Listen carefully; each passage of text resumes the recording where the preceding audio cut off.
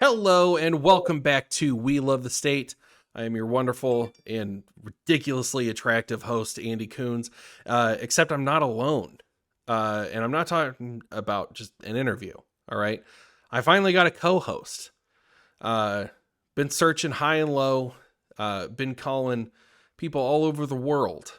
And turns out I found somebody right here in Michigan willing to co-captain this pirate ship with me. So I'd like to introduce everybody to my new co-host, Mr. Ben DeJong. How you doing, Ben? Hey.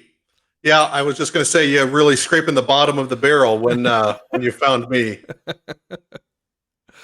Although, kind of back to our one of our last conversations, it was, this is kind of a little bit of a pipe dream for me. So when I was originally thinking about either starting one or partnering with somebody in the Libertarian Party, and then when I found out that you had one, kind of in its infancy, I was like, I remember right away after our interview, I'm like, please have me back anytime you want. Please have me back. Yeah. So yeah, I'm super excited to be here. I think we're going to do some great things and really spread the message of liberty. Yeah.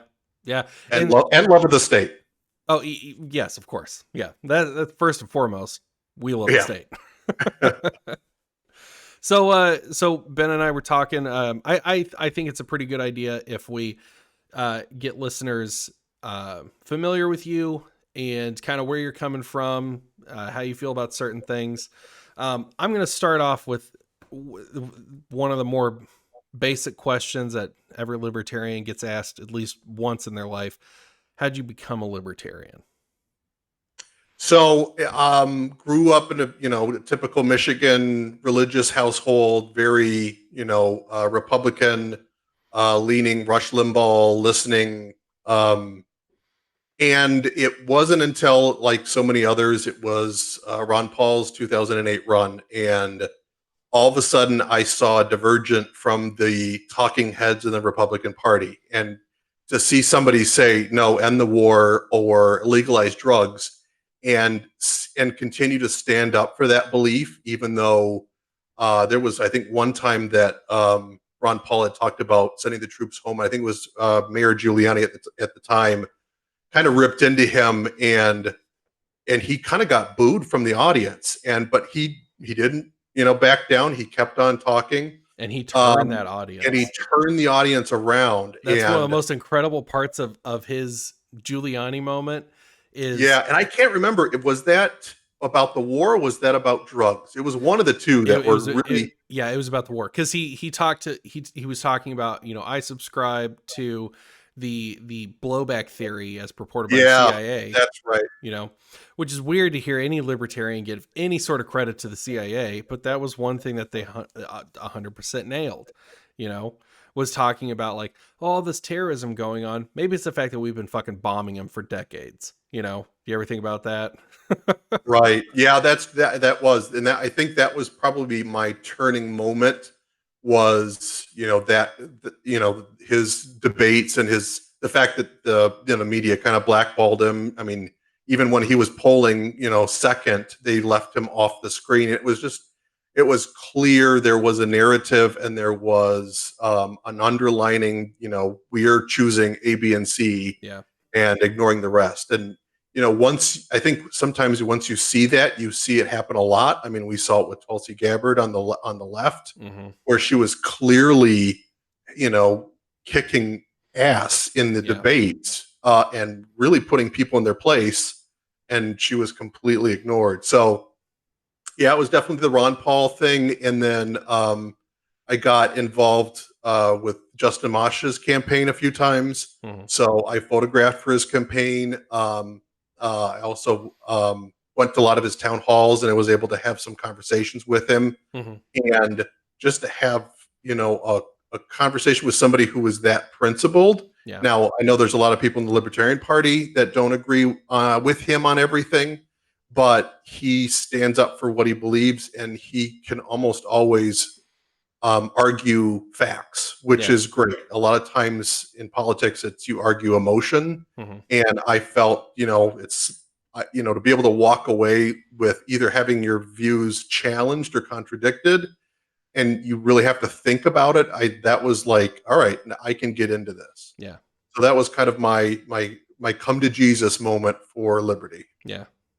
Mine was definitely was finally getting around to hearing an episode of Part of the Problem, because it was like it was like, I've said this on the show a billion times. I'm like a recovering leftist, leftist woke douchebag, and excuse me.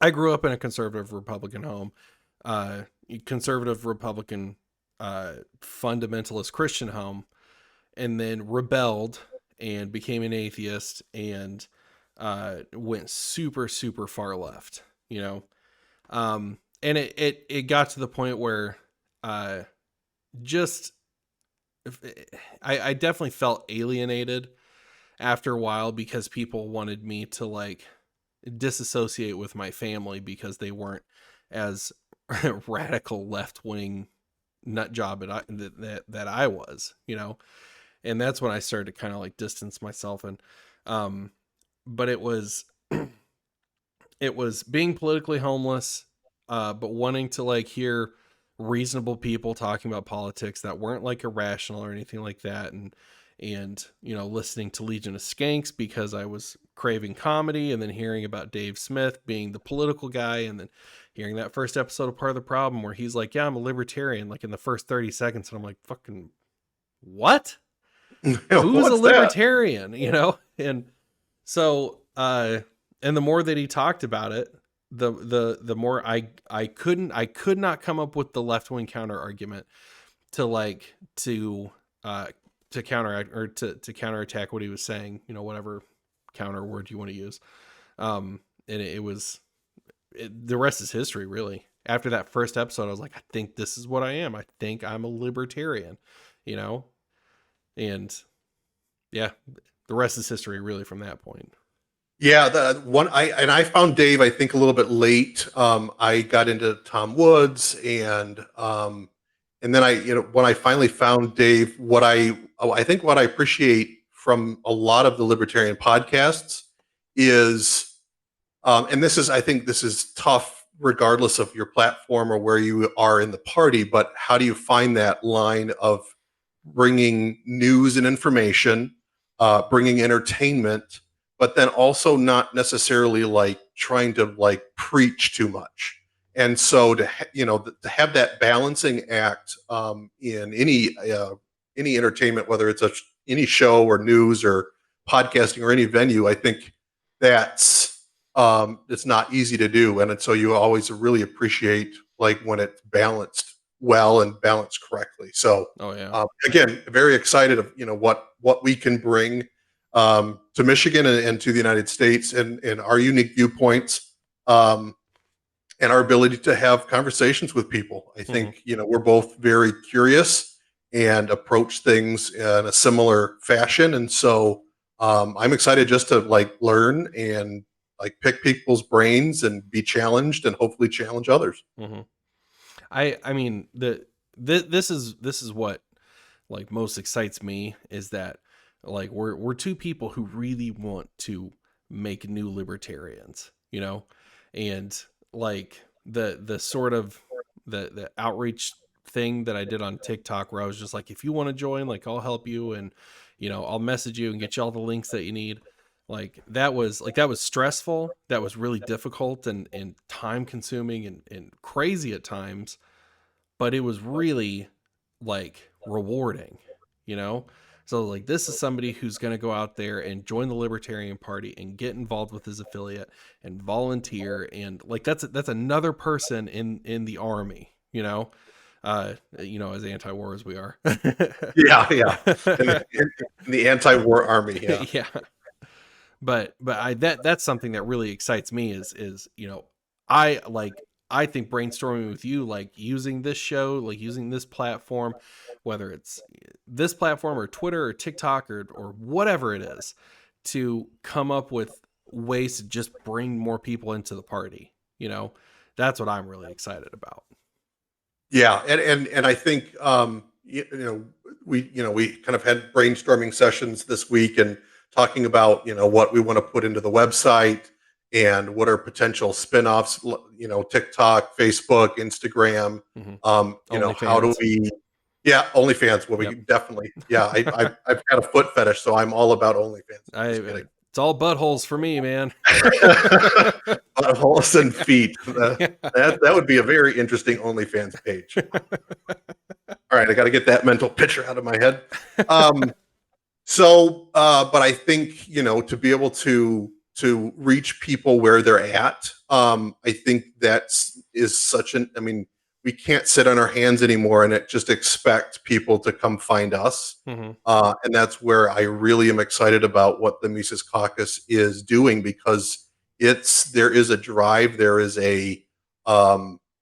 it's almost palpable when you meet people and you have that conversation. You're like, we're focused on the same goal. We're going in the same direction. There's that sense of camaraderie and purpose, and it's thrilling. It's sometimes it's like, you might have a bad day at work, but maybe there's a libertarian Zoom call that night, and it's like, all right, you know what? Screw the shitty day I had, but I know I'm going to have good discussion, a lot of laughs, and we're going to keep moving the party forward. So again, podcasting, I think, is going to be a huge weapon in that army, again, quote unquote. But yeah, again, super excited. I think we talked about some guests that we're going to be having coming on that I can't wait. People are going to be super stoked to be holy crap, you guys, how did you get so-and-so? Or I never heard them talk about this topic. So I think we are definitely going to be bringing things to the table that are not being done. So that's what I'm super excited about. We're not, we're definitely very unique, have very unique perspectives. And I think we're going to offer something that people are not going to find elsewhere. Yeah. Plus, eye candy, really. Oh, that's win-win. Yeah. You guys are getting double the dose of libertarian sex appeal on this show. Yeah, especially if we have what was I think Lions of Liberty, didn't they do libertarians on lounge chairs drinking lagers, or it was some that's probably when the OnlyFans stuff starts coming out. It's like, all right. Well, just wait till you see me and Ben's OnlyFans, which is butthole. Now I almost feel like we're going to have to create something. We're going to have to, just because. Yeah, it's going to be. You're going to have to go find it in OnlyFans. So be prepared for. You're going to have to hunt. I'm calling it buttholes and feet. That's going to make it super easy to find. Yeah, that's true. That's very true. All right, so Ben, you ready for some rapid fire? Let's do some rapid fire. Okay, so I've got a handful of topics here that I'm going to pick at random, and you're going to give us your take on it, and maybe it'll branch off into a neat little discussion. So let's see. Number 1. All right, Ben, give me some of your solutions to school shootings. Ooh, yummy. That's a fun topic, isn't it? Lighthearted. Yeah, very lighthearted topic. It's been kind of interesting. We have had these horrific school shootings, since Columbine, and it wasn't until the Uvalde shooting that it really hit home for me. And I think it was seeing parents who wanted to save their kids and being told by armed police officers, if you try, we're going to arrest you and take you. I was furious. Oh yeah. And so to have the focus be on taking away guns, where we had guns on the scene in the hands of law enforcement, and they did nothing with them. I can only imagine if I was a parent there. What would you be willing to do to rescue your child? Yeah. You would tear somebody's head off with your bare hands. I would have to be in a position where it's either shoot me or get out of the way, or I'm going to get a gun and I'll make you let me. I mean, again, we're talking about like little kids, Mm-hmm. and so I just, it's such a manufactured narrative Yeah. from the corporate media of it's the gun's fault. And if we take away the guns, then it solves the problem. And it's just like, it's clearly a mental health issue. It's clearly a cultural issue. And the fact that we're just trying to make it like stupefy it down to just gun control, Yeah. I it just really gets me really upset. Like if you post a big sign in front of a school saying gun free zone, that's just a like come on in for Mm-hmm. anybody who wants to do harm. I mean, Yeah. whether they have a gun or whether they have like explosives that they made at home Mm-hmm.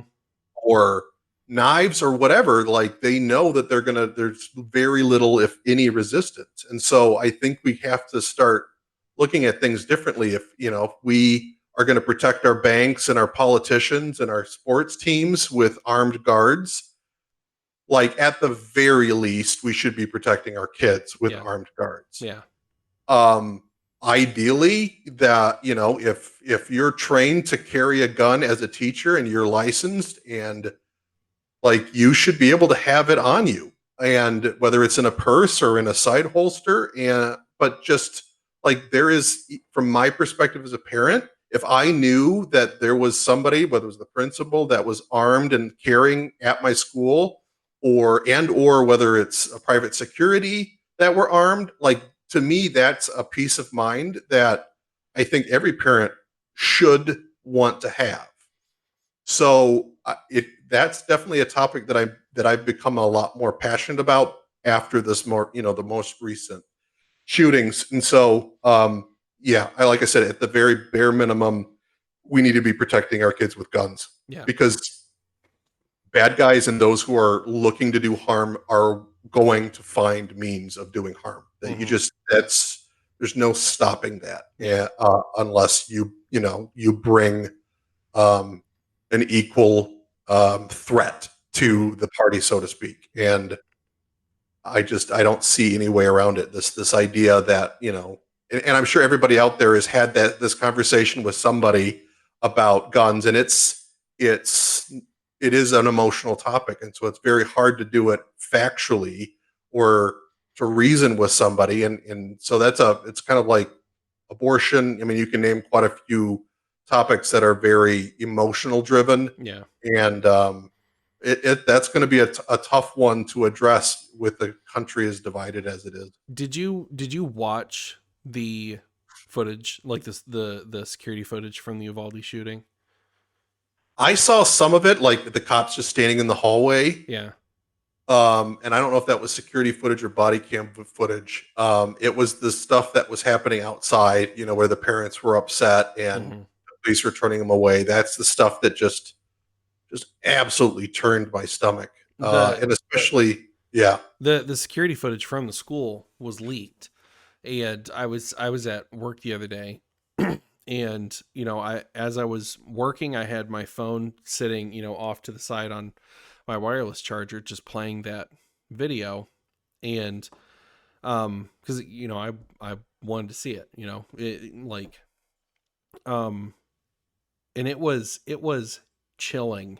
Like, I mean, you know what, chilling isn't the right word. It was uh infuriating watching those guys fucking cower. And the first thing that came to my head, and I remember I went to a friend's house later that night, and uh Like the night of the shooting. no, like Oh, the the night night that, after you watched. yeah, after I watched the footage. um After work that night, went over to a friend's house, and we were all having beer and smoking and stuff like that, and just chilling out, or just hanging out. And the topic of the cops comes up because my friend wants to be a police officer, and I was like, you should change your mind on that one. And he was like, well, why? And so I start to get into, you know, sort of the libertarian spiel about it, you know, like, cops are stormtroopers for the federal government, like sort of the more basic stuff. And the Uvalde shooting comes up, and that's where, uh, slightly tipsy / high me just kind of dominated the room. And I'm not like a dominating person, but that got me so fired up. And like my friend has kids too, you know, and so I could tell that I kind of touched on a nerve with that, you know, How did he because, react? well, I mean, he was understanding. He was trying to still kind of defend what was going on. Like, he was like, you know, it wasn't the cops, it was the police chief, you know. And I was like, no. I was like, no, it was the whole entire fucking police department. Because let me tell you, if I'm one of those police officers and my boss is saying, hey, don't go and shoot that shooter yet, I'm going to be like, you can go fuck yourself, because he's killing kids right fucking now. And the more that you tell us to patiently wait, the more people are going to fucking die. So you can go fuck yourself. All right. You want to arrest me? Fucking arrest me, but you're going to have to fucking shoot me first, you know? And I was like that. I was like, and the reason that I come down so hard on just these officers, not just the police chief, but these officers too, is that when you became a police officer, when you accepted that responsibility, you accepted the fact that your life is less valuable than the people that you're supposed to be protecting. You agreed to put your life, to put the lives of your community before your own. That's part of that job. It's always been a part of that job. That's why we have fucking back the blue shits, because, oh, they're supposed to, you know, they stand in the way between violent attackers and us. At least they're supposed to, you know. We all know that they don't, you know, with their, They show up 15 minutes after the violent. yeah, when seconds matter, they're minutes late, you Right. know. And so I was like, so yeah, I'm sorry, but those men are cowards. I was like, every single goddamn one of them. The police chief, the officers that were there, I'm sorry, like, fuck turning in their badge and a gun. They need to be behind bars, because they sat idly by and allowed a man to massacre children. They for an hour. One of those motherfuckers used the hand sanitizer on the wall. You know? One guy was checking his phone. Like, it's mind-boggling that, I mean, when you watch that footage, and it's like, I don't understand how you can watch that footage as a parent and in any way defend those cops. I'm not coming down on my friend. Like, he's a good guy, but I don't know. It's just that. See, that's something that gets me really fired up. Is talking about these. Well, cops. the fact that it was so close after the COVID lockdowns and the cops that were shutting businesses, you know, like arresting kids on the beaches in California, like, I mean, to see the amount of, I mean, it's abusive, but it's almost brutality of how these, you know, police officers were just following their orders. And I, you know, that's an excuse that I absolutely can't stand. That was an attempt in the Nuremberg trials for the Nazis. Yeah. And it was equivocally, I'm sorry, that is not a valid excuse. And like, as soon as I hear that come up, I'm like guilty. Like, it just, ugh, don't tell me you were just following orders. Don't fucking pass the buck. That's their excuse. Yeah. All right. Whew, man, I feel like we could talk about the Uvalde shooting for 3 hours. We probably could. And it would be, I mean, I would love to have, you know, a discussion with the police officer, or, you know, even like somebody who has a different viewpoint, because it's so hard to say, you know, that many police officers and not one of them broke rank and said, I'm doing something about this. Yeah. Like, it's so hard to comprehend. I don't know, like, especially when you hear, and again, I don't know if this was disproven, but I had heard that some of the police force had actually gone in and that had kids in the school and gotten their kids out, but weren't allowing other parents to do the same. It just, that's wild. Ugh. That's wild. Yeah. I mean, if there was ever a time to forsake the thin blue line flags that are on people's fucking trucks, or the back the blue stickers, or if there was ever a time to be red pilled on the cops, you know, your first really good opportunity was January 6th. Your second really good opportunity is right fucking now, is watch the Uvalde cops allow children to die and not allow parents to go in and risk their own lives to save their own children, you know? Yeah. And maybe, you know, trying to see any positive that comes out of this is maybe this is a wake up call for some people to go, I can't just rely on the cops to protect me. Yeah. And if anything, the cops may actually shut my business down or lock me up or prevent me from protecting my own family. Mm-hmm. Like I hopefully people, I mean, I'm not about, again, going Antifa and like, you know, throwing stuff at cops or God forbid shooting at cops. Like, but you need to have that balance of like Giving them stale donuts is okay though. Yeah. That's a level of civil disobedience that we're proposing here. But the blind, especially on the Republican side, it seems like that, because that, you know, they've got the blue lines on their car and they are just back the police no matter what. And like I don't care where you fall on any political spectrum or any ideology. If you're going to just follow blindly and ignore anything that might challenge your preconceived idea, we're not going to get along. We'll put it that way. Yeah. Because if you can't justify your where you're coming down or decisions that you're making, then yeah, it's kind of that's a frustrating conversation to say the least. Mm-hmm. Yeah. All right, let's move on to the next topic. Something easy like abortion. Okay. Well, it's not abortion, but okay. All right. I want to hear your perspective on the United States involvement in Yemen.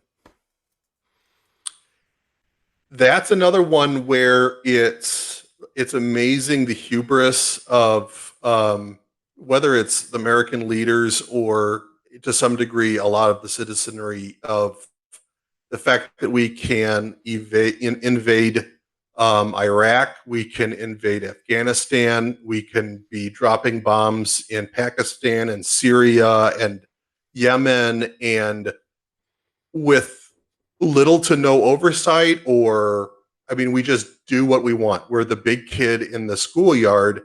And then if Russia does anything similar, like the whole world has to stop and we have to threaten World War III. Yeah. And it's like we've done much worse with far less evidence than what Russia's doing in the Ukraine right now. And Yemen's a perfect example of that. You know, we're supplying the Saudis with weapons and fueling their jets. I mean, we're doing everything but putting boots on the ground in Yemen. We might as well, because we're funding it. If we weren't there, the war would not be happening. Yeah. And, you know, I hate throwing the racist card around, but it's like in some of these countries, whether it's the Middle East, it just seems like it doesn't matter. But, you know, a country that's in Europe and all of a sudden everybody's up in arms. It's just, the hypocrisy is just incredible, where we can turn a blind eye to suffering anywhere in the world. Yeah. But if it's happening in Europe, or if it's happening to somebody that looks like you, right? You know? Yeah, then we've got to risk everything to intervene. Yeah. Well, I mean, and I wonder if that comes from that post 9/11 propaganda that the government was shitting out for years, you know. And it wasn't just the federal government. Like, you can watch movies from back in that time and see how, like, the show 24, and like I loved the show 24, I'm not gonna lie, but there is a lot of kind of weird, if they're brown they're terrorists kind of vibe to that show, you know. Well, I even read like that the military industrial, I think it was the Pentagon, They were talking about an article that I read. I can't remember if it was Zero Hedge or where it was from, but they were talking about the oversight that the Pentagon had in the new Top Gun movie.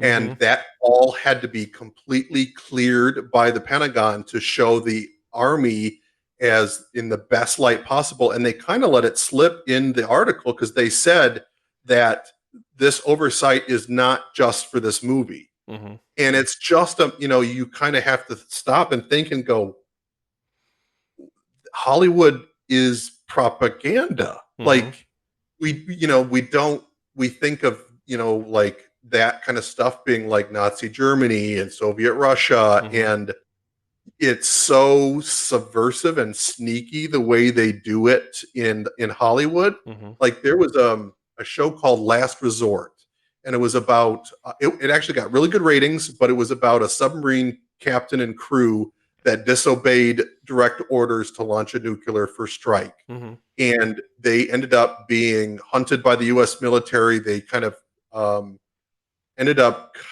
at an island somewhere in the Pacific. And the show was great, but it was immediately canceled.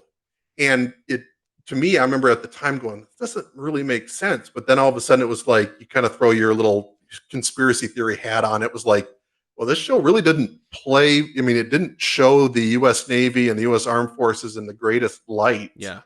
And I wonder if maybe they crossed the line and the Pentagon said, Yeah. you're done. Yeah. But then when you read articles like this with that amount of oversight, you kind of wonder, like, how much control does the government have over our film industry? Mm-hmm.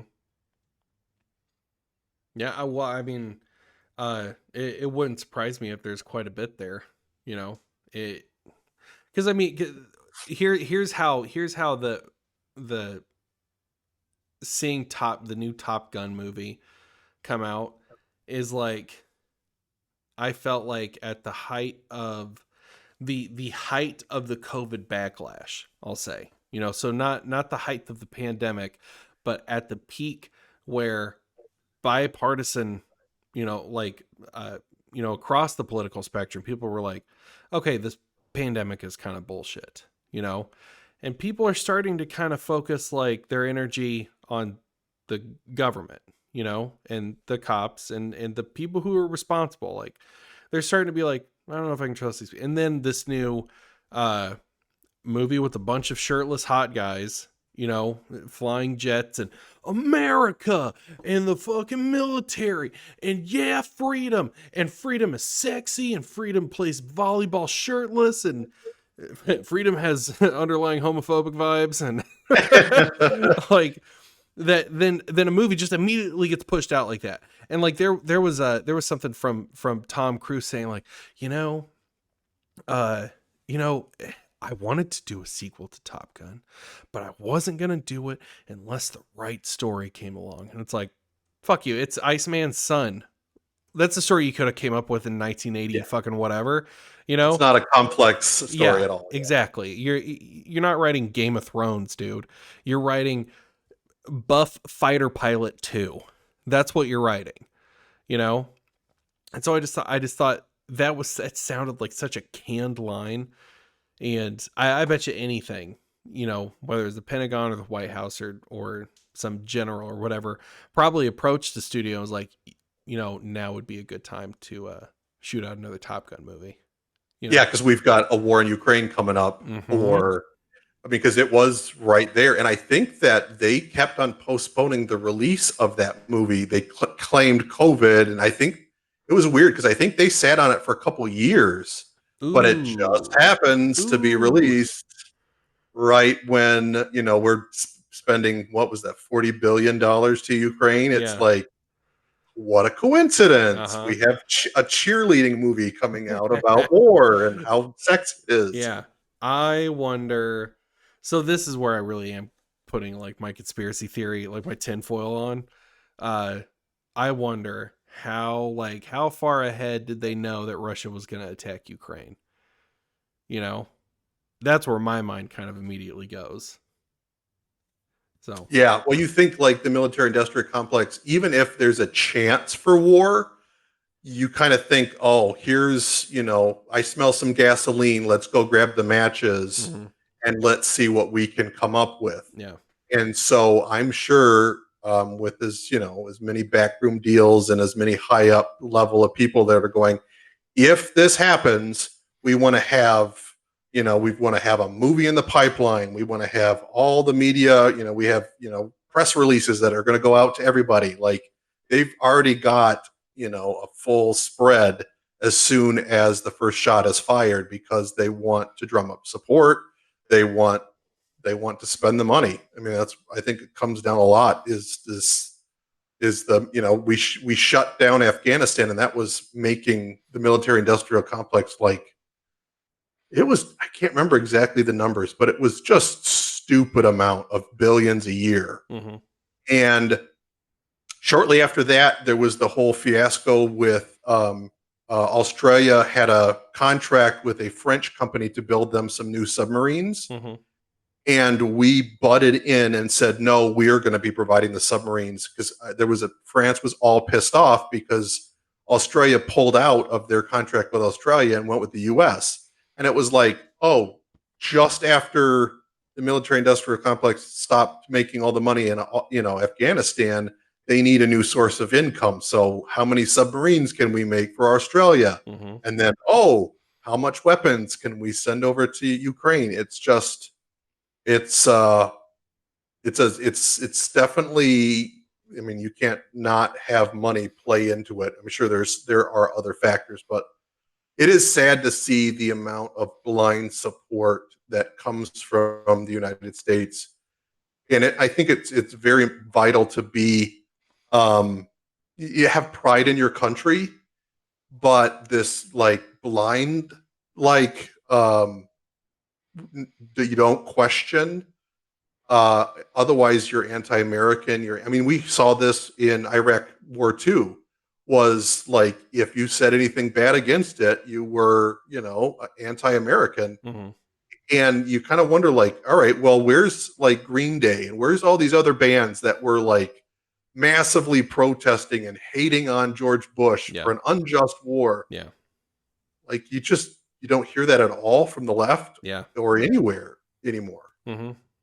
And it's like, now we need those because Green Day's, a bunch of left wingers, but it's like when you're anti-war, I don't care if you're a right winger or a left winger. I don't give a shit. But because we're talking about war, which has caused the deaths of millions and millions and millions of people over just the last century. So I don't care if you're like a fucking Marx worshipping socialist. I don't care.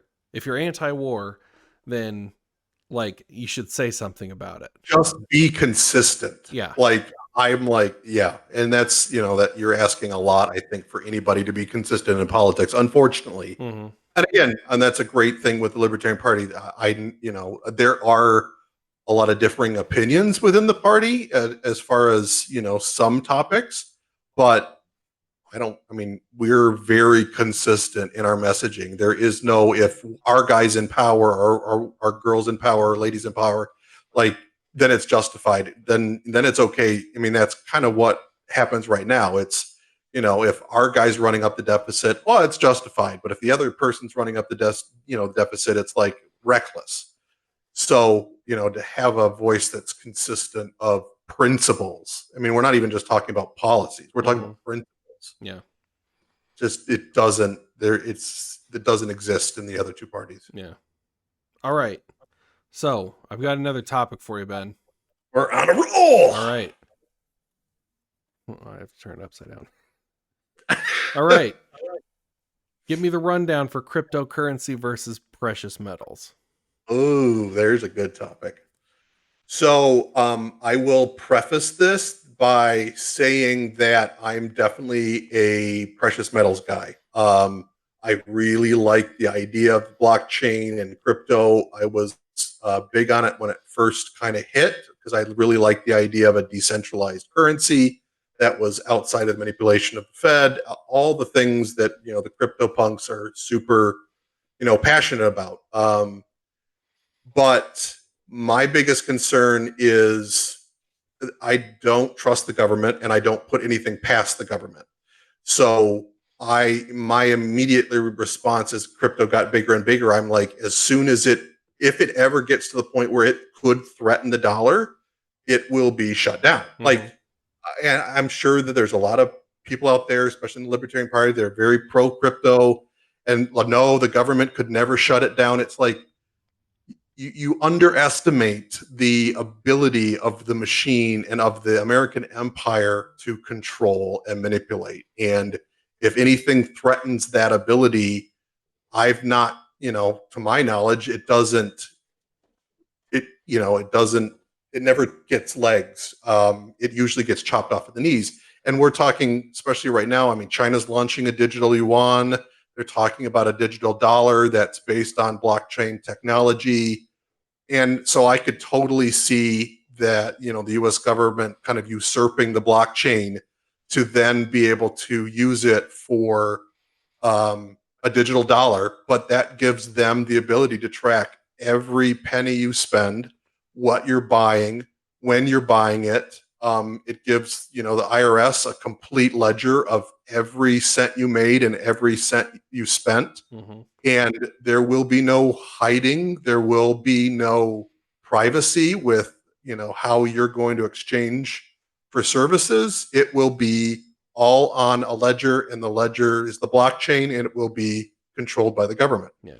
And, again, I like that idea, but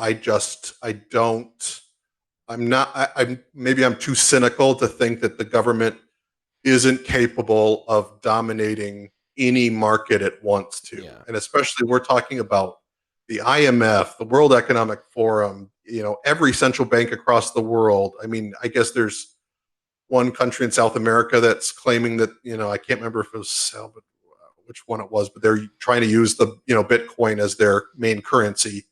But governments want control, and and currency is the number one thing they want to have control of, because it grants them power to, whether it's to build up a war machine, whether it's to, pay, money to people that got them elected. You can't, it will take a massive, and I hate the word reset because it's used so bad, and which it is, but you would really have to reset the whole financial system to change how the government abuses the monetary policy. So it's a great topic. I love listening to it being discussed. But I also see people on the gold and the precious metal side that are, they're almost devout precious metal people, and they're almost as, when people, it's like talking to a vegan, you're just like, they're selling you on a lifestyle. Yeah. When I talk to Bitcoin people, like, they don't want to hear anything that disrupts their view of Bitcoin, because they're all in. And that's, anytime you're that fervent on a belief, that's, it's pretty new. I mean, it's not like this is a, time-tested institution of, reliable store of value. Mm-hmm. It's only been around for, not that long. And so far it's been pretty volatile. So, I'm not dipping my toe in that market. I know there's probably a lot of people, if that got rich buying in really early and selling at the top. And, that's a great legalized form of gambling. But I'm not rich enough to have that kind of disposable income where I can just bet all of my money on a wild horse. Oh yeah, for sure. Same here. I think I have $17.50 in my Coinbase account. Okay, so let's I've told you this before. I know about this much about blockchain technology, so this is not a topic I'm very useful for whatsoever. Yeah, and I'm not I'm by no means an expert either.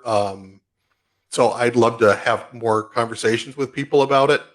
I just, if it comes down to, oh no, the government couldn't do that, if that's what you're going to hang your hat on, you're going to be not wearing a hat for a while, because it's just, you can't underestimate the American empire and the corruptness and control that it will always strive to maintain. Yeah. Okay. So moving on to the next topic. What are your thoughts, or how should I phrase this? Because the way that I wrote it down is dumb.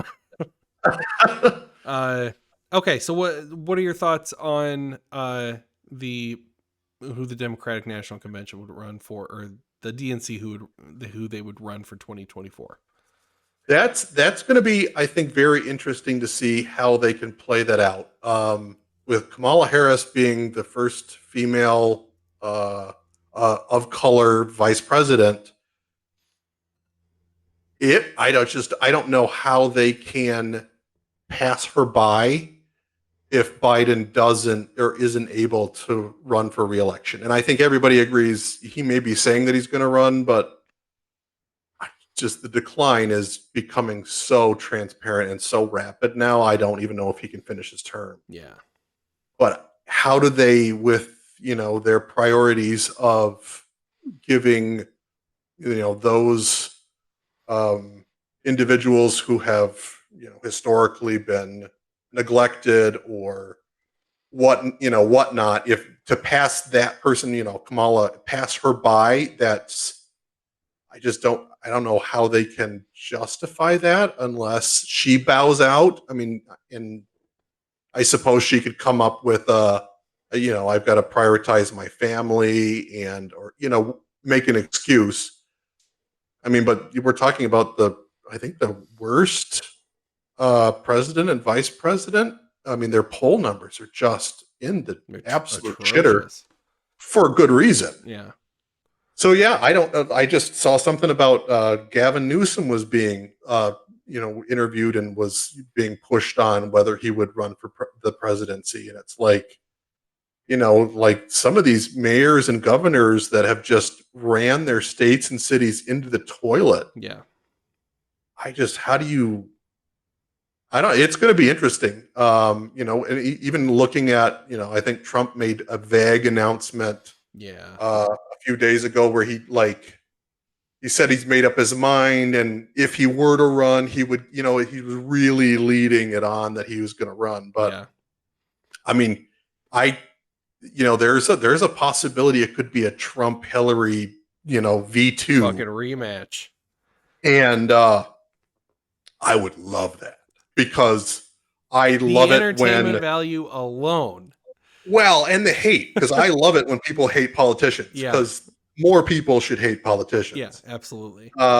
So to have the two most hated candidates back again, the people are going to be so turned off. Mm-hmm. And I think, we talk about how the Oscars, the viewership of the Oscars have been like in the toilets recently. Mm-hmm. Like, if those two are running in those debates, it would be hilarious to see some of the numbers of, there was 150 people worldwide that watched the debate.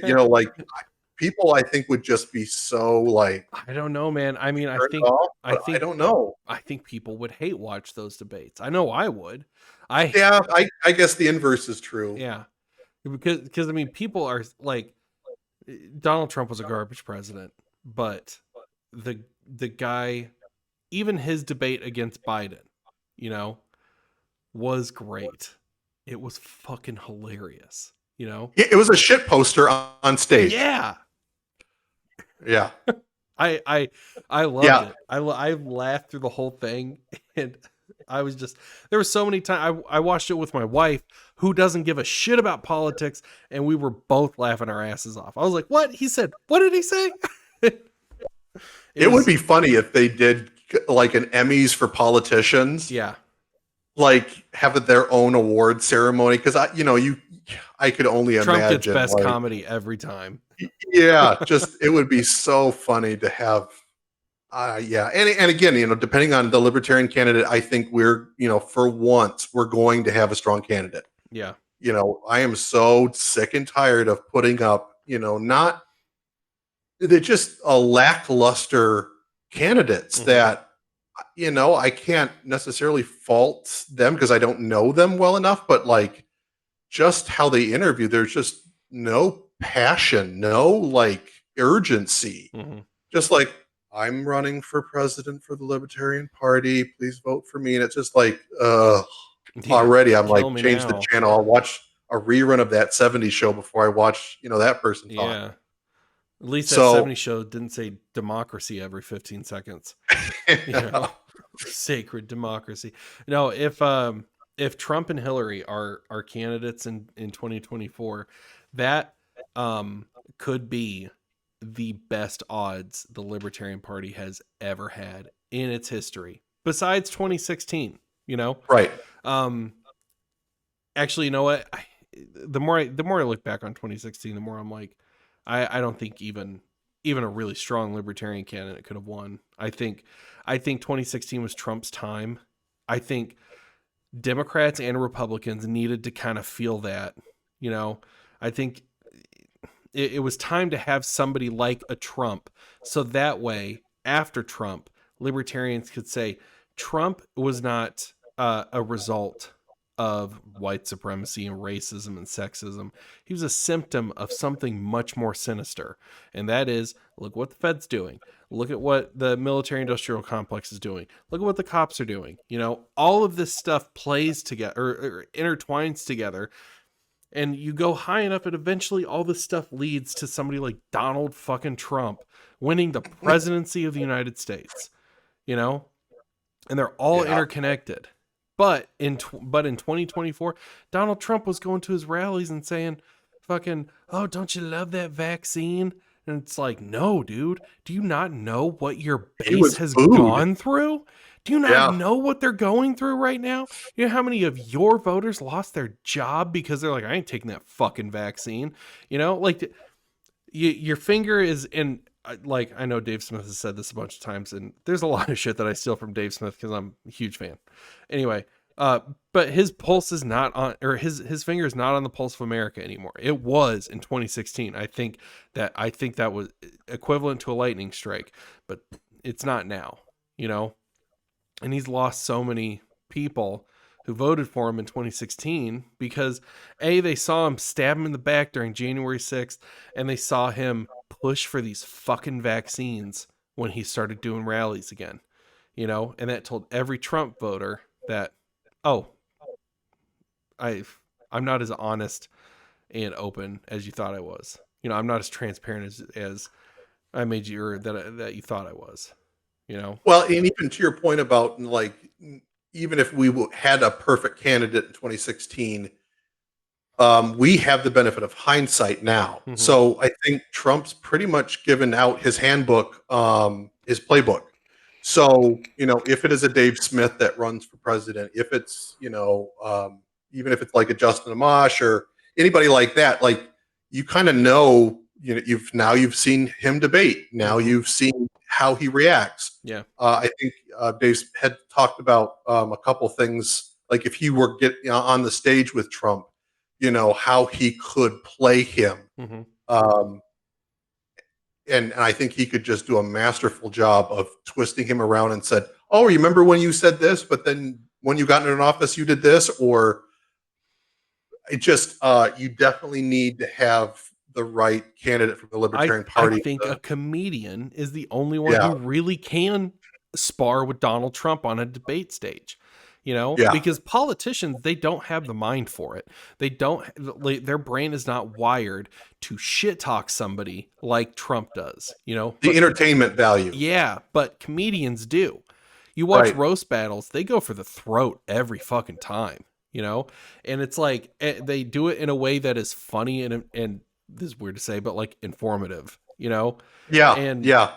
So like that, so it's almost like that. You need a comedian. You need a extremely well-informed comedian to go against Donald Trump and out-Trump him basically on a debate stage and be like, oh, you want to send Hillary Clinton to jail?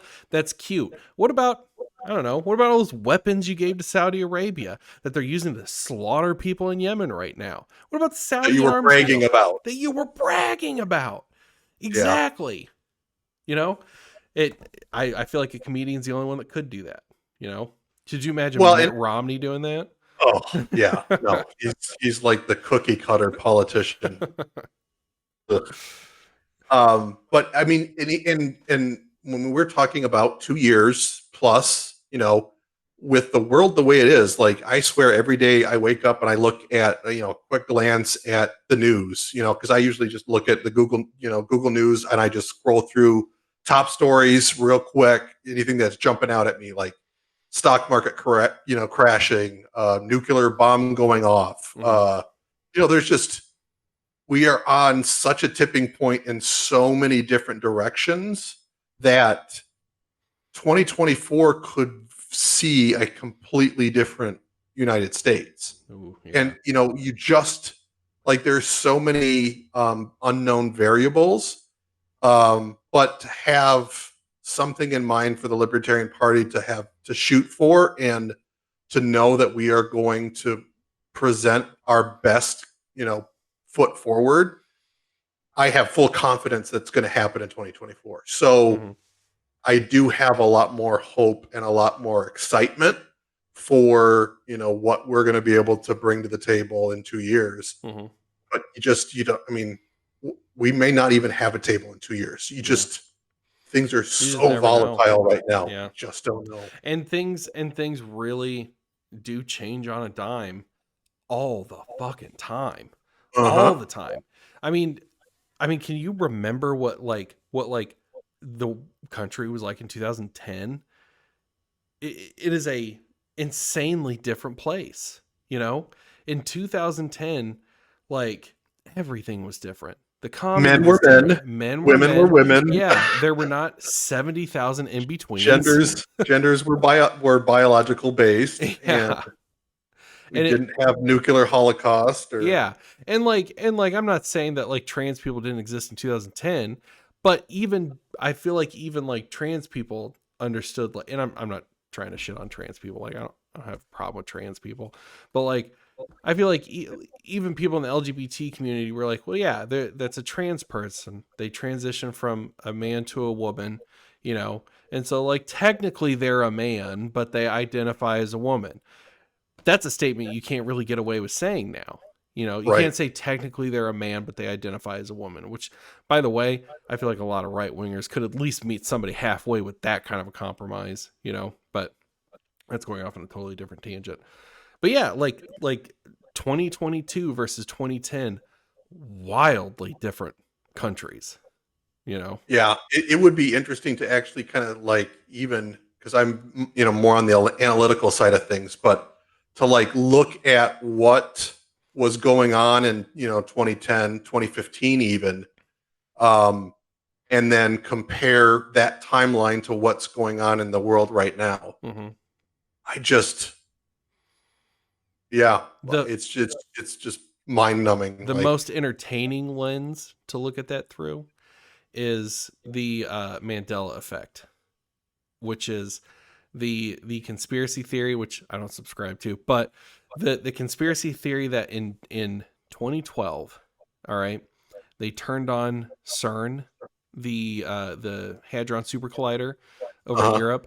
They turned that on, and what that did is that basically merged two parallel universes. And so that's why there's people saying, like, is it the Berenstain Bears or the Berenstein Bears? Because I remember seeing it the Berenstain Bears, but other people could have swore they remember it being the Berenstein Bears. And then there's like, does the Monopoly guy have a monocle or not? Everybody assumes that he does, but he never did, And so it's kind of like, you're blowing my mind right now. Now I'm the Monopoly guy.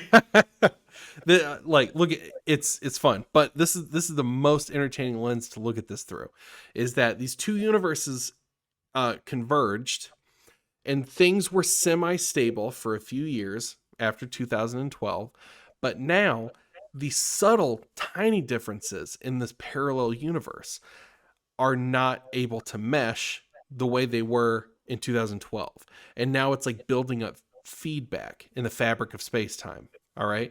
And so then that's why things are getting weirder. That's why fucking Donald Trump is the president of the United States, because no matter how many times you say that, it never gets less crazy to me. Hey, now I'm sold. You just had to have, make that point. And I'm like, all right, I believe this now. Yeah. Or I guess another way to look at it is like we're living in a simulation and the writers are running the fuck out of ideas.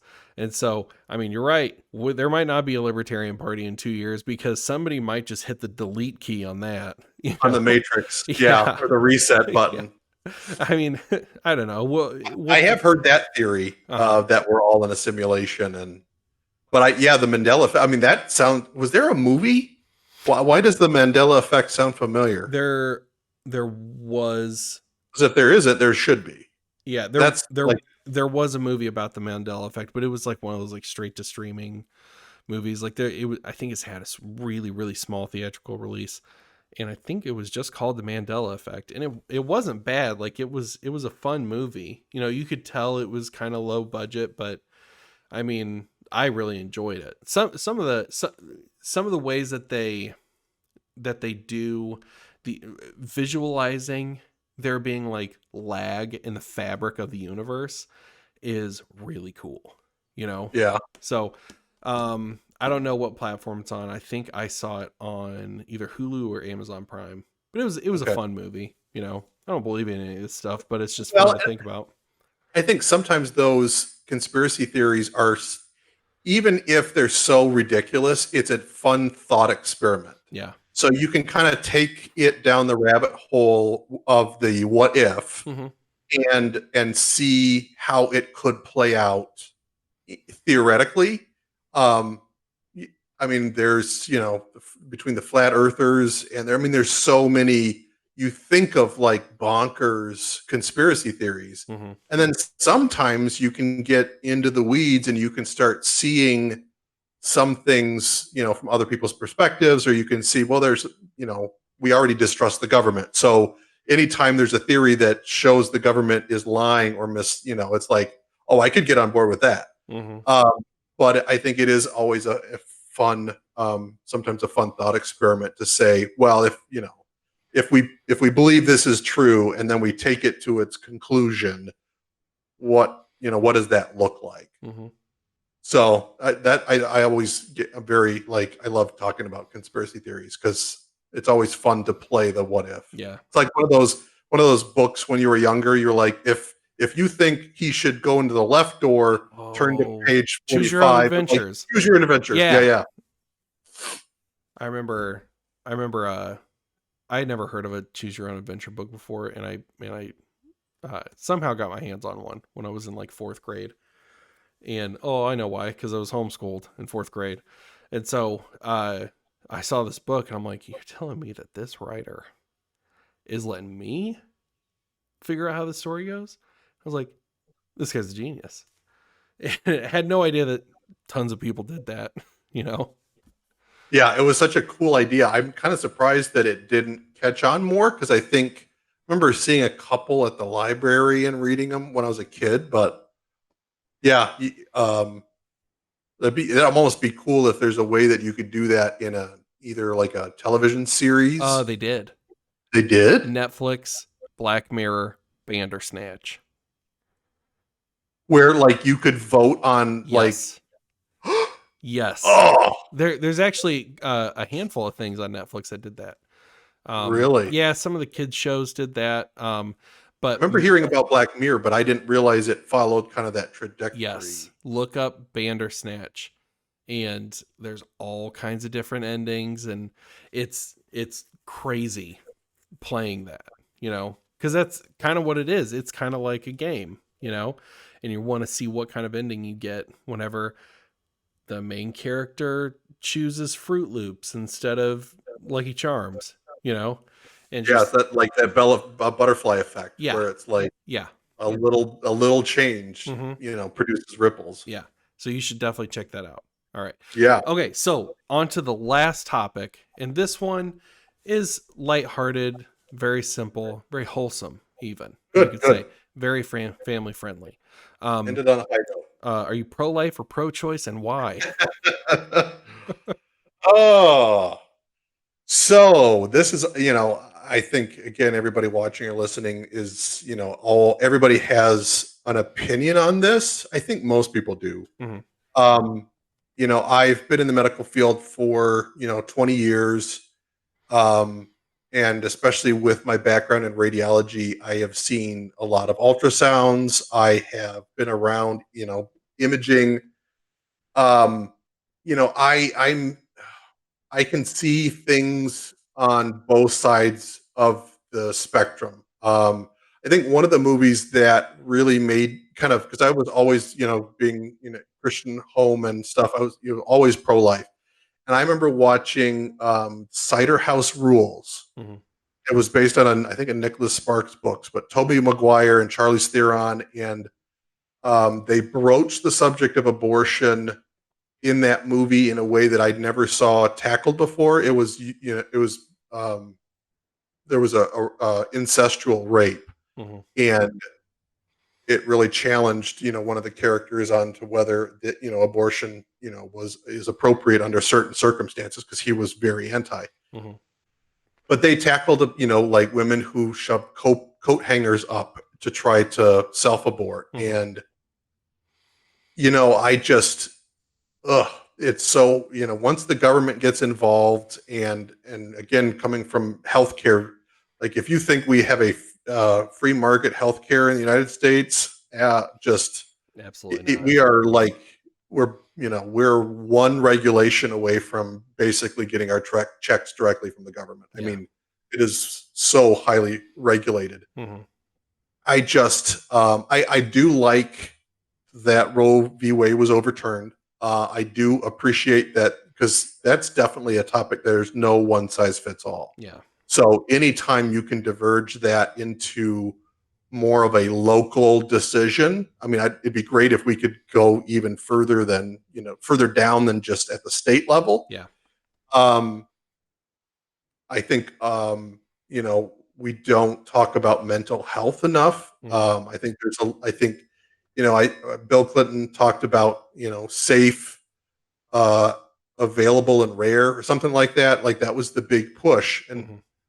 I liked that idea. The fact that rare should be the goal, so we should be doing everything we can to prevent an abortion from taking place. Mhm. And we should definitely, I mean, when they're talking in New York and they're like 8 months and still, aborting, like that is disgusting. Yeah. I just, anybody who thinks that that is a woman's body, I would challenge you to see if you can find a video of a fetus at that age being aborted. Mhm. That is manslaughter without a doubt. Yeah. Like that, just they puncture the baby's skull and Mhm. suck the brains out Yeah. while it's in utero, because if you were to do that with the baby out of the body, it's murder. I'm sorry, Yeah. that's just Yeah. There's ridiculous. nothing magical about the vagina that turns a fetus into a human. Right. it's not like a fetus is a mushroom when it's in the womb, and then as soon as it Right. comes out, all of a sudden it's human. So Magically human. yeah. So, I mean, if you so I kind of fall in the first trimester, Mhm. and the reason why I fall in that is because when a miscarriage takes place, it's almost always in the first trimester, unless there is underlying health issues or complications. But most often, it's the first 30 days. And Mhm. so, my perspective is, if that's the window, the body allows for self abortion, which is basically, that's something didn't go right, and therefore the body gets rid of the fetus. I look at it as like, all right, that's the window the body has put itself in. Mhm. So that's the window that I kind of fall into, That's is interesting. It first trimester. Yeah, well, I mean, using the window for a body's ability to self-abort. That's interesting. I've never thought of it that way. My stance on it is, um, it's there's layers to it. Uh, so I sort of the place that I landed on as a pro-lifer was, okay. Yes, life begins at conception, but at the same time, like a mushroom is life, and so uh I'm not really overly concerned with when life starts. I'm concerned with when personhood starts. Now, Almost like, would you consider that consciousness? right. Now, the earliest signs of brain activity is between 4 to 6 weeks. And so I was like, all right, well, that like for me, like that's the hard line in the sand. That's where before 4 weeks, I would say you are removing a clump of cells, and after 4 weeks, you are killing a human being because there's brain activity, you know, and especially when a baby a fetus has the ability to recognize its mother's voice. You know, we're talking about preemie babies that are born who recognize their mother's voice, you know, um, it doesn't make sense to me that that's not a human being. It's not a person. It's not a conscious human being, you know? So pre-consciousness, I'm like, okay, that I really don't see anything wrong with that because it's not a person yet. That's just a clump of cells. However, someone brought to my attention that that is contingent on the current level of medical technology. And so I was like, Right. okay, well, that's okay. Because what if they find out that brain activity starts after just 1 week? You know, what if they find that out? Then there's 3 weeks that 3 week period is responsible for the deaths of how many people, you know? Right. And so I had to kind of divorce myself from that kind of personhood thing, because it's like, well, it's not really an objective line in the sand. It's a subjective line. The next kind of place that I landed is, instead of conception, it was implantation, you know, and that's somewhere where I really think makes the most sense currently. You know, my mind might be changed, but that makes the most sense to me now, because I'm like, okay, well, if it's fertilized and then you take a Plan B pill or something like that, some kind of contraceptive, and it stops it from implanting into the uterine lining or into the uterine wall, then I'm like, okay, well, yeah, how many literal just cells is it at that point? There is no brain activity because there is no brain. There are no firing neurons or anything like that. Like, it's literally just a clump of cells at that point. So I'm pretty comfortable kind of making that my line in the sand, you know? So, like, okay with the morning after pill, Yeah. and that's what I mean. We have so much now. I mean, there is a plethora of birth control options and options post oops Mm-hmm. that doesn't require surgical intervention. Mm-hmm. So I think we should make the morning after pill, that should be over the counter. You should be able to just, Yeah. have it in your kitchen Mm-hmm. or in your cupboard Well, in your bathroom. it is an over the counter drug. Can you get it over the counter? Yeah. I thought a plan or a morning after you'd have to get a prescription for. Or is it You're state? talking about like Plan B, right? Yeah, a Plan B At pill. least in Michigan, it's over the counter. You Okay. know, I think you have to ask for it at the pharmacy. I don't think they just have it hanging on the shelves. But yeah, I don't think you need a prescription for it. At least not in Michigan. So anyway, so after that, there was that episode of Patrick Bet David show with Mhm.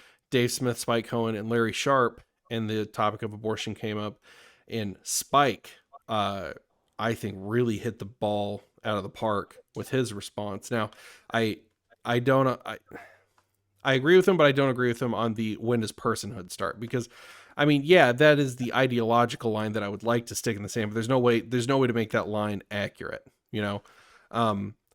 But the other thing that he said is, he was like, I'm pro-life, but I don't want the government involved with it at all. Which, you know, you ask any libertarian, if they want the government involved with abortion, they'll tell you no, you know? But I really like what he said after that. Is he said, the government started a war on drugs and we got more drugs. The government started a war on terrorism, we got more terrorism. The government started a war on poverty and there was more poverty. Can you imagine what the war on abortion would look like? And he left it at that. And I go, whoa. And it all just kind of clicked. And I was like, huh, yeah. The government needs to be out of this, you know? And so I'm very happy that Roe v. Wade was overturned.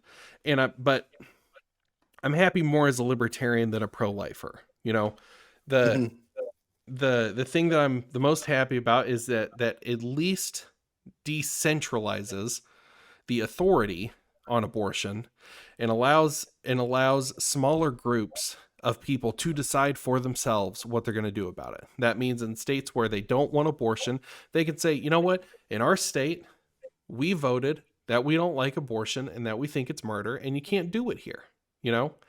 And other states who just love the shit out of abortion, they can keep their abortions and they can ship people in to get their abortions, whatever they need, and they can do that. And I won't associate with those people. I won't go to that state. I'm not going to give that state my money to let them perform those abortions. And that's when sort of the libertarian pro-lifer mixture comes out, because I'm like, don't steal a pro-lifer's money to pay for an abortion, because Right. that is fucked up beyond comprehension. Actually, not beyond comprehension, because I'll lay it out right now. Sorry, I'm kind of just steamrolling right here, but this is something that I get really fired up about. I'm like, okay, so me, I'm a pro-lifer. I think abortion is murder.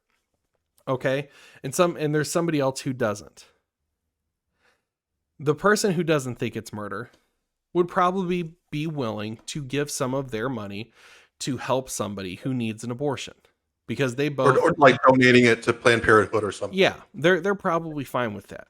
But look at it from somebody from my perspective, or the perspective of your kind of Joe Schmo pro-lifer who's like, I think abortion is murder. You know, I don't look at the 81 million. I don't know if that number's accurate, but it jumps out for some reason. But I don't look at the 81 million abortions in the United States in the past, I don't know, 60 or 70 years. I don't see those as like, oh, those were 81 million oopsies that were solved. Those are 81 million individual people who had their life stolen from them. They were never given the opportunity to live. And if they were, I can guarantee you, they would choose to be alive. You know, the vast majority of them would.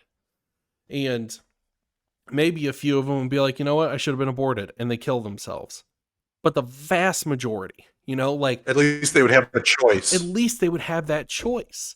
You know, you're telling me somebody who views abortion like that, you think it's okay to steal their money to fund something that they see as the violent murder of the most vulnerable type of person, you know? And that's when I'm like, so yeah, I'm very happy that Roe v. Wade was overturned. I don't think a federal ban across the board is a good idea. I think that's a terrible idea. And that's where I kind of jump back to what I was saying about Spike Cohen saying that the war on abortion would be a nightmare, and it really fucking would. I think if there was a federal war on abortion, that's when you start seeing 14-year-old girls dead in alleyways because they're trying to self-abort. That's when I think that really happens, you know? Yeah. Or a black market creeps up and it's, yeah. Yeah. And Very yeah, dangerous. some shady guy from the Dominican Republic is cutting open 12-year-olds who got raped by their uncle or something like that.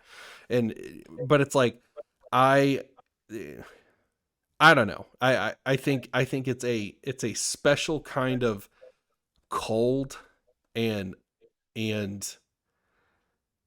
just cruel to force somebody who sees abortion as murder to pay for abortions.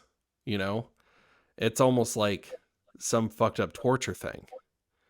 It would be interesting because, I mean, I hate making direct comparisons or analogies, but we look back at slavery as totally abhorrent. Yeah. The idea that one human should own another human, and without a doubt, everybody, I mean, except for some complete nut jobs, all agree that that is abhorrent.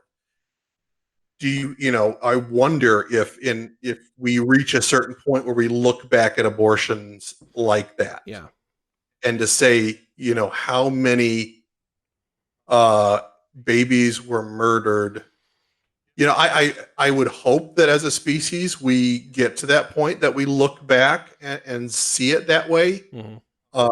Unfortunately, it just seems like human beings do everything to avoid responsibility. Mm-hmm. And that's, I think that's a perfect example of the ultimate selfishness of avoiding that responsibility, because it is, and most of the time, it's an action that you took part in. Mm-hmm.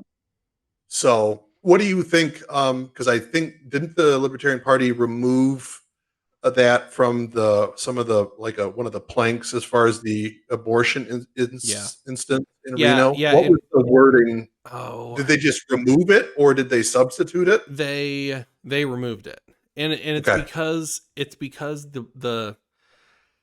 they were making it to where the Libertarian Party really didn't take a stance on abortion, and that's another thing. Maybe I'm a shitty pro-lifer, but I'm comfortable with the Libertarian Party not taking a stance, because um the It's not a well, that's a tough one too. I was going to say it's not a political issue, but if you're looking at the individual as the ultimate owner of their own destiny, mhm. and you're removing that ability for self-preservation, it's hard to not have it be a part of a political platform. But at the same time, it's so divisive, and there's a lot of differing opinions within the party. Mhm. I think it was a good idea to remove it.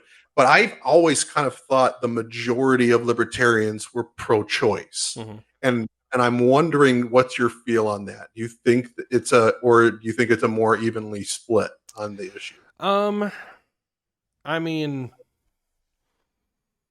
I'm worried about the accuracy of my answer, but just the sort of feel that I get is Just from that, talking from other libertarians, yeah, yeah. I'd say it's probably split like 3 ways, maybe even 4 ways, where you have roughly 25% that's pro-life, roughly 25% that's pro-choice, roughly 25% that don't want to talk about it, and roughly 25% that are neutral, and um those numbers probably are not anywhere remotely accurate. I mean, if you're looking at how we did in Reno, uh that was a pro-life room, you know actually, I can't even say that, because there were some people who voted to remove the plank who were pro-choice, but it was the idea behind it that I think people really stuck with, which was, listen, we're trying to grow the Libertarian Party. We want people to know that the Libertarian Party can be a home for both pro-choice people and pro-life people, and that's why we're getting rid of the plank, because the plank was not neutral on the subject. Right.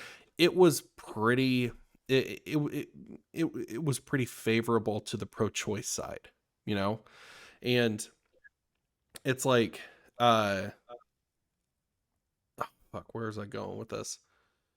um so yeah, so striking that down and basically saying, like, what's the Libertarian Party's thoughts on abortion? It's like, well, what's your thoughts on abortion?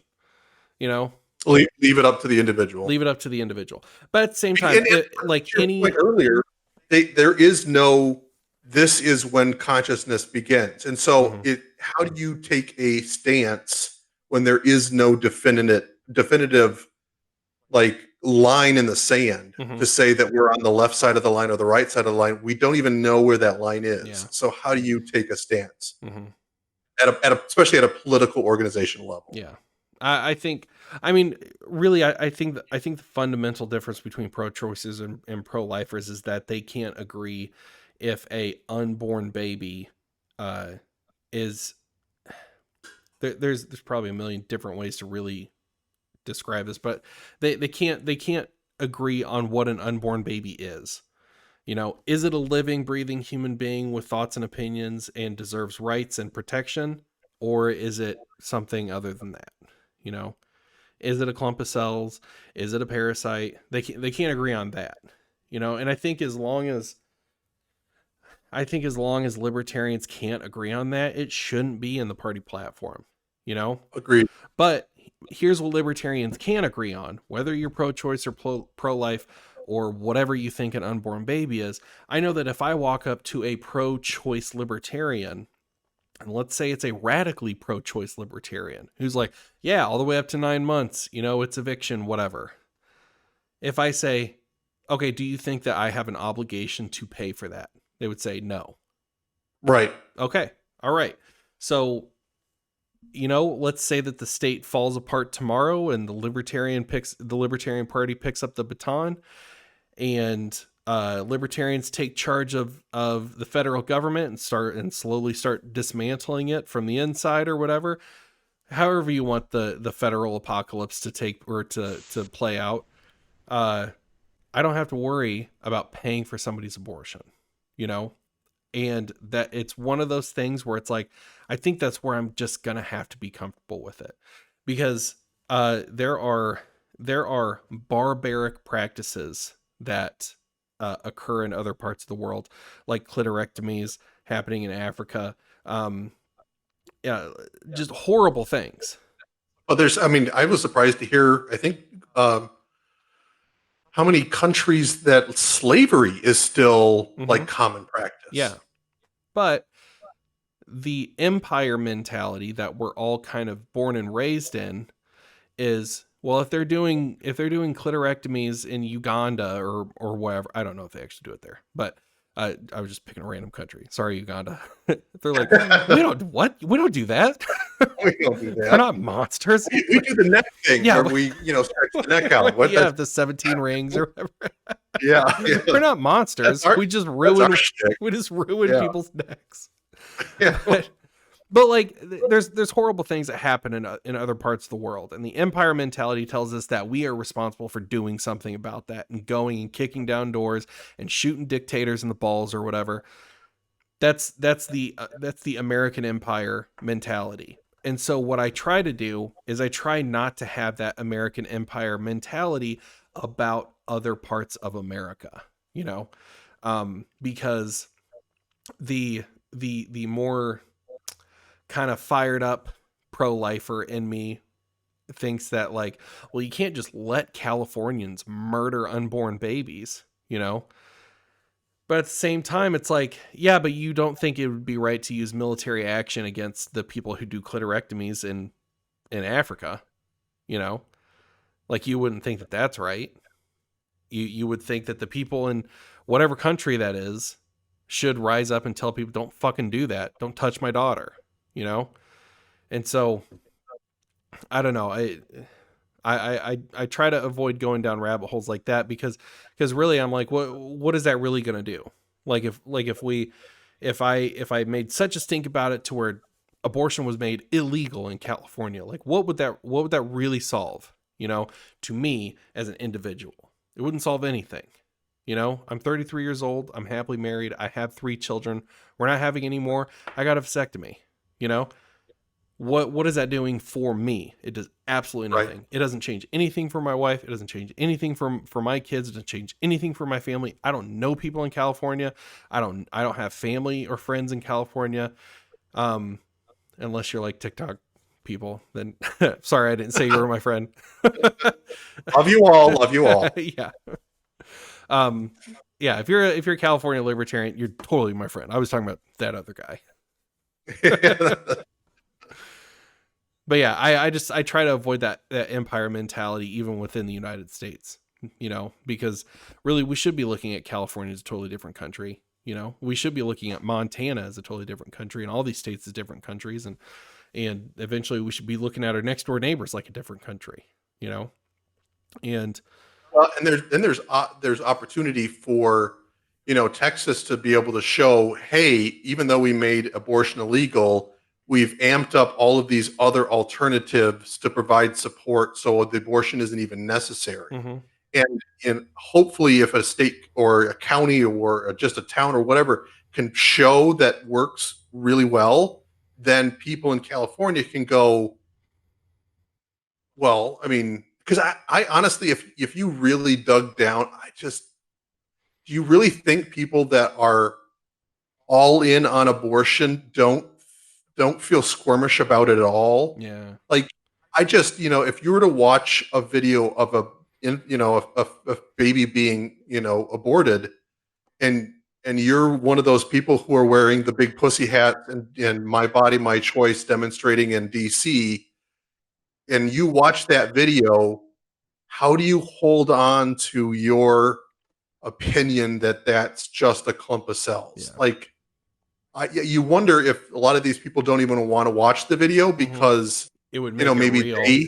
maybe they had an abortion, Yeah. and so they need to believe that it was a clump of cells because that eases their guilt. Yeah. It's very similar to, like, if I had a son or a daughter that died in the military, well, I have to believe they died for spreading freedom. Yeah. I can't believe they died just to prop up a government or a regime or for the military industrial complex, because then I'm going to have to be angry and I'm going to have to do something. So I think a lot of times people choose the easy way out if they actually have skin in the game.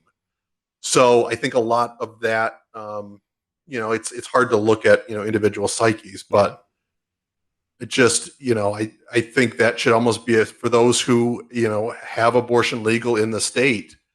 You should have all the information put in front of you. If you're going to have an abortion, you're going to watch this video and see what happens. Yeah. Like, there is no hiding what the procedure is and what it does and what it looks like and what's going to happen. Like, nobody should be hiding that from you to make it easy on you. Yeah. Like, it shouldn't be an easy choice. It should be a very difficult choice. And one thing, kind of taking off my libertarian hat, putting back on my pro-life hat, is that a lot of the pro-choice arguments that I see are, I'm just like, what, like, the issue here is an unwanted pregnancy. Like, that's what the problem is an unwanted pregnancy.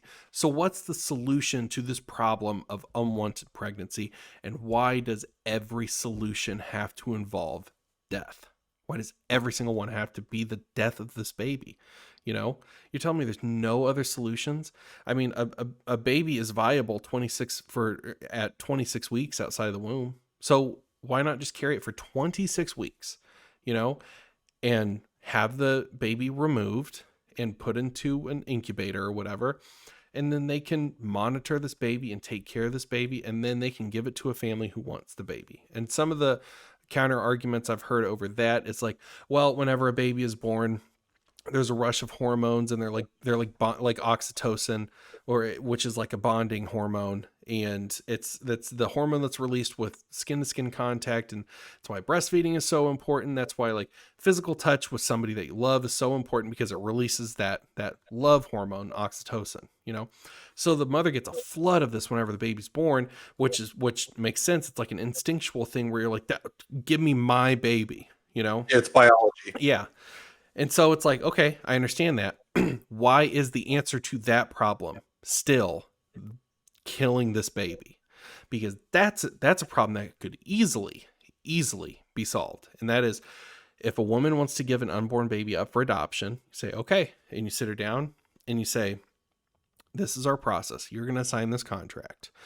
What we want you to know is that at the time of birth, there is a flood of oxytocin in your system. It's biology. It's completely natural. It's going to feel normal, but it's going to wear off. Something that you're going to experience with this is intense depression. Because of that, like, our adoption agency can set you up with a psychologist, and you can go to weekly counseling meetings or daily if you need to or whatever. And we can work through that, because let me tell you, I have 1,000 times more respect for somebody who gives up a baby for adoption than I do somebody who kills it out of inconvenience, and that is, to me, at every stage of pregnancy, and so I'll even go as far as to say that, like, I think it's noble. If you're somebody who knows yourself well enough to know, like, I would be a terrible parent. I am not in a good place financially. I'm not in a good place, maturity wise. Like, I would be a bad parent for this baby. I will give it to a family who will love this child and raise them and give them a good life. That's a good person, Well, like, you take all the reasons for the abortion, those are also legitimate reasons to give up a baby for adoption. Yeah. Like, you do have that choice. Whether, that's, you do hear those excuses why you have to have the abortion, but it's like, those all are reasons to, for adoption. I mean, you can also go down the adoption in the United States is just a political paperwork driven nightmare because it's also heavily regulated by the government. And it's the old adage of like the government breaks your knee and then hands you crutches and you're supposed to say thank you. It's like everything the government gets their hands on, yeah, they ruin it. So yeah, it's I think at least, there is, we are moving. I would have never have guessed in my lifetime I would have seen Roe v. Wade overturned. Oh, for real. Same. That's just like mind blowing. Mhm. So it is hard to find silver linings these days in anything in the world.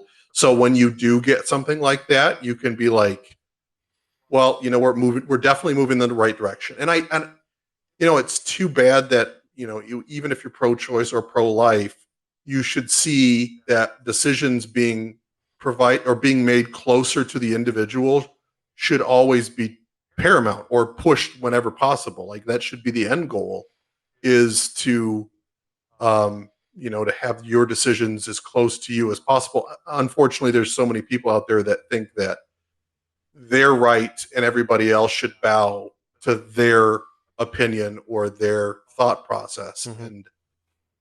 And yeah, I mean that's that's when we can, and that's great, probably another topic for another podcast about national divorce and what happens when people's viewpoints are so polar opposite. Like how long can you maintain a singular country with opposition that literally hate each other? Yeah. And that's an abortion is a part of that fuel. Yeah. For that fire. Mm-hmm. Yeah, I agree. Yeah. Holy shit, man.